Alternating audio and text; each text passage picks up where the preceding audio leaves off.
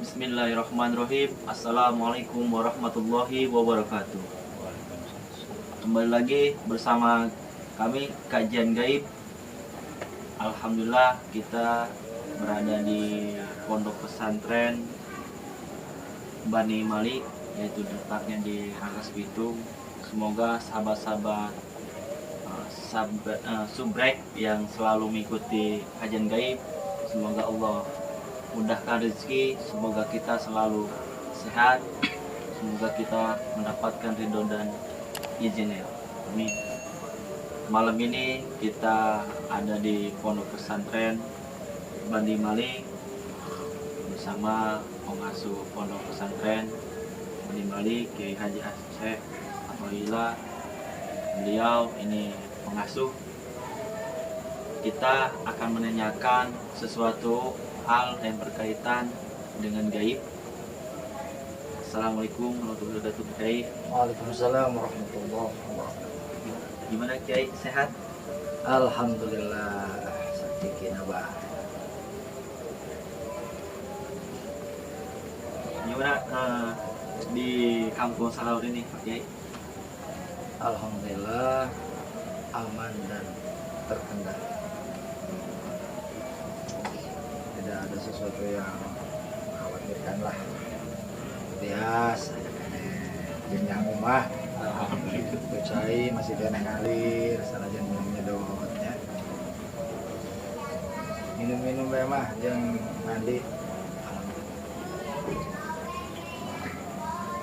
Saya bersama tim kajian gaib kedatangan ke sini awal mulanya untuk silaturahmi Pak Kiai, keduanya untuk menanyakan sesuatu hal yang gaib. Apakah Pak Kiai pernah mengalami hal-hal yang gaib atau merasakan, Pak Kiai sendiri maupun santri-santrinya? Rumah ini jawabnya ya. Cuma ngomong bahasa dasarnya kurang lancar. Saya juga mungkin pernah merasakan hal-hal gaib ya, sifatnya lebih serem. Pernah suatu ketika di sini ada saung ya, satu kamar dan satu ruang tamu. Waktu itu saya bulan Ramadan itu baru saja mau tidur, tiba-tiba diganggu oleh sesuatu yang saya tidak melihat secara jelas.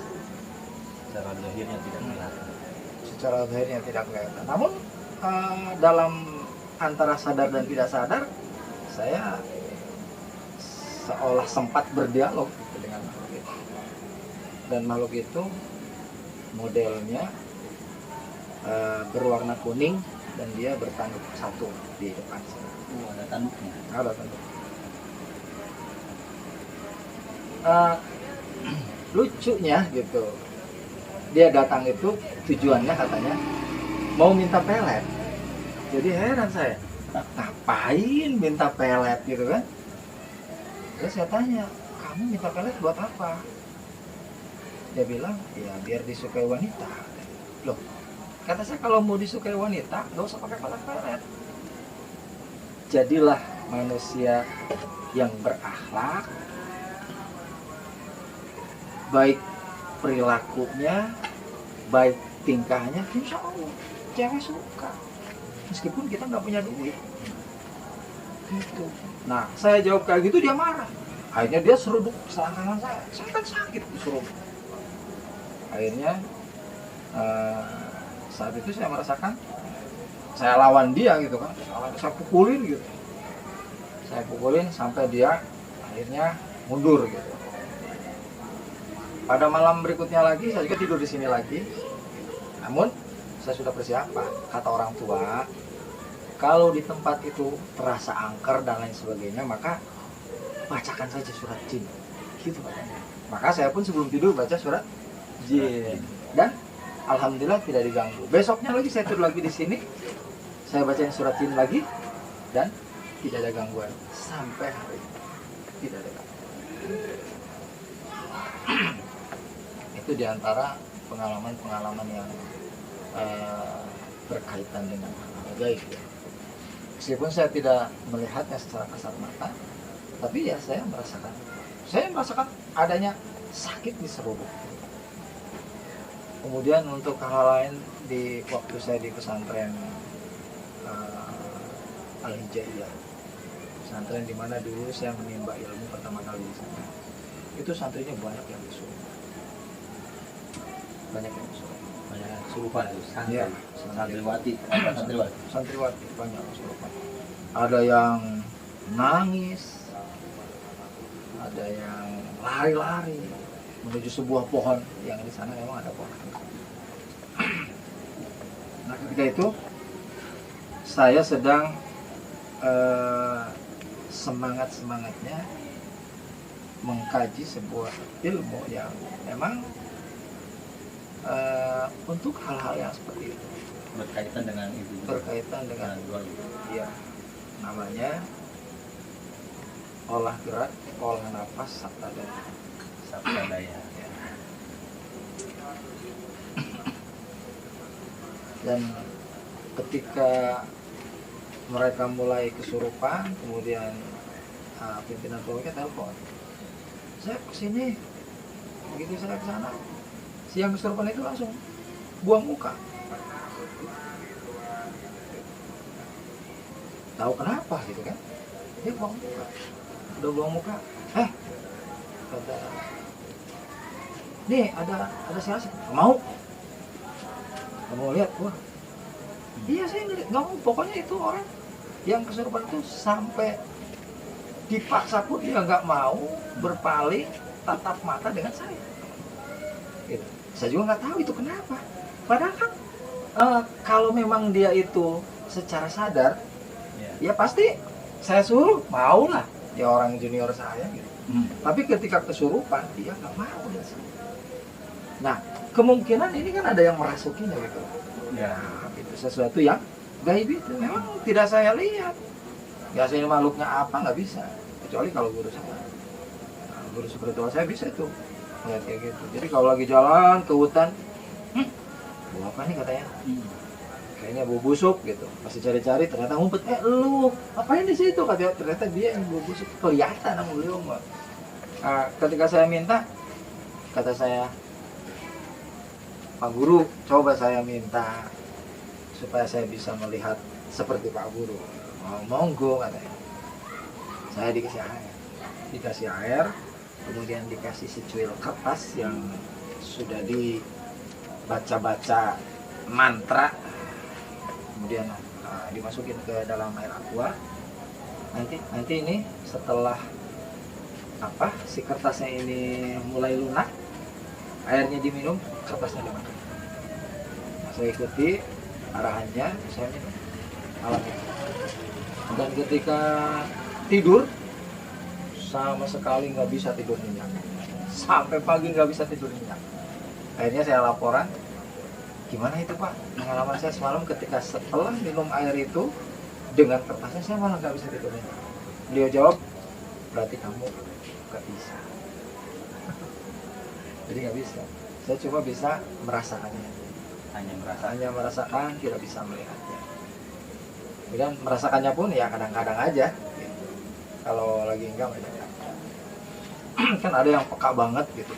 Itu maksud setiap waktu dia merasakan, dia juga melihat. Ya itu kan terganggu banget. Kanan kiri uka-uka. Depan belakang uka-uka, atas bawah uka-uka. Ya dengan kayak gini enak gitu. Nggak kelihatan apa-apa. Ya masing-masing aja saya bilang gitu. Makanya saya masing-masing aja. Kalau saya lewat ke tempat-tempat yang angker gitu, yang sepi, di mana saya merasa ada perasaan mencekam, ya saya paling tinggal tahan napas, saya dehem aja. Gitu aja. Terasa ada yang menemani gitu. Jadi dengan dehem itu seolah-olah menurut saya gini, gua juga tahu rupa ada di sini, jangan ganggu gua. Seolah-olah begitu gua dehem. Gitu aja mungkin ya.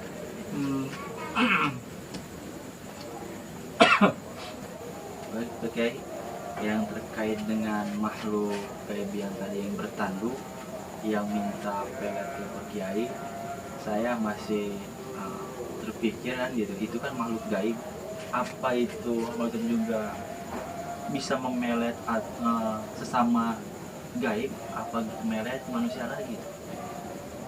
Saya belum jelas cerita pakai yang tadi itu memelet siapa gitu. Tanya, oh iya. Tanyakan bagus sorangan ke makhluk. Mana yang anu minta pelet ke urang atau tujuanan main anu nyawa nanya ke urang gitu. Ngarang banget sorangan. Ya baik mau pertanyaan itu. Wanita nanya nak. Kayak Oh sieun. Lamun sieun SMS bae. Jadi pertanyaannya itu yang tadi bagaimana? Atau mungkin sih ya. Masuknya karena barang mungkin. Apakah Karena- manusia? Karena jelema geh nya jelema jeung jin eta kan disebutnya sakolai. Jadi dua makhluk anu kalau dilihat dari segi lapatnya itu padat, sakol padat atau torek sehingga tidak bisa mendengar sisa kubur. Kalau melewati kuburan agak kita nggak dengar sama. Ya karena manusia dan jin ini akan menjadi penghuni neraka, berarti mereka juga punya kehidupan yang sama, cuma beda dimensi. Hari urang mah di dunia nyata aya bikangna jeung mungkin aya baheun sok bulat teh minggang di bujang lapuk ya gitu. Terus kebal teh laku-laku sing ka RT sing ka RW meureun kawin-kawin ieu kan kumaha carana aja meureun rombongan jin ge meureun tapi nah kumaha can ngobrol ya meureun mungkin kitu bae tawa meureun teh jeung ieu bae meureun jeung album pelet bae lain menta pelet teh lain jeung berarti jeung mele jeung album bae teh meureun ditenden gitu di museum kan meureun lah kira-kira da apa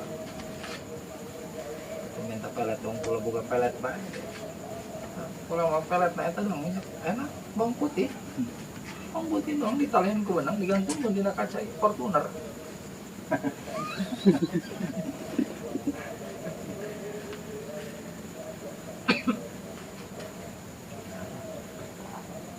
Dan saya menanyakan lagi terkait dengan hal yang tadi yang bertanduk itu disebutnya jin itu jin yang siluman atau gimana itu yang udah bertanduk itu berbeda apa tidak? Yang nggak tahu juga ya karena saya memang bukan pakarnya di dalam dunia gaib meskipun saya percaya akan adanya hal gaib tapi untuk mengenal lebih jauh tentang bagaimana kehidupan gaib yang diisi oleh atau di dalamnya ada para jin kemudian jin itu seperti apa aja saya nggak tahu seperti apa dan saya nggak mau tahu karena ngurusin hidup di dunia nyata aja masya Allah gitu ya masyarakat yang bermacam-macam tabiat yang majemuk ya, kadang-kadang ketika mereka punya masalah curhatin kita aja udah cukup lumayan ngurusin makhluk hidup yang kasat mata saya nggak mau ngurusin yang nggak kasat mata lebih riuh deui sih dia nanti sama urusan pakarna sama mangga.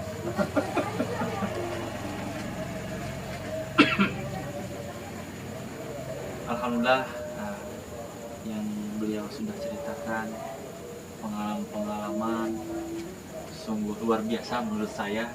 Kalau saya pribadi mungkin takut kayak gitu. Baiklah Pak Kiai, saya mau menanyakan satu hal lagi. Ada pesan-pesan buat subre-subre kajian game ini mengenai dengan kajian atau hal yang gaib, pesan-pesannya? Kalau menurut saya nggak perlu takut lah sama mereka dan tidak perlu ikut campur urusan mereka kalau memang nggak ada kepentingan ya kalau memang kitanya ada kepentingan dan kemudian kita mumpuni untuk masuk ke arah sana, monggo gitu. Tapi bagi yang enggak, mendingan kita masing-masing. Lu gua nggak ganggu lu jangan ganggu gua gitu. Dan sebagai manusia kita itu kan khalifah fil ardh, yaitu pemimpin di muka bumi. Dan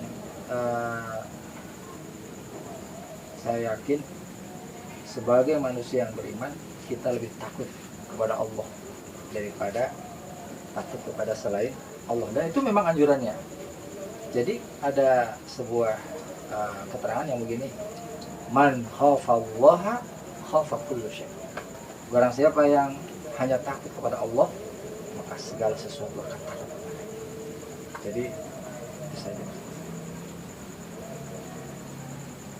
Terima kasih Pak Kiai, pesan-pesannya maupun cerita-cerita yang tadi sudah ada penjelasannya, dan cerita-cerita yang tadi jin si yang bertanduk tadi minta pelet, menurut saya sangat hal yang baru gitu. Baru gitu, baru tahu jin itu ada sampai yang minta pelet gitu. Ada yang butuh pelet juga gitu. Itu hal yang saya baru ketemu lah gitu, dalam kajian-kajian kayak gini. Semoga buat penonton subrek-subrek dimanapun berada, semoga bermanfaat buat kita. Oke ya. Ya. Amin, amin. Ingat satu lagi untuk subrek-subrek dimanapun berada, jangan lupa tonton terus kajian gaib. Ahlul Kalam, Astagfirullahaladzim. Assalamualaikum warahmatullahi wabarakatuh.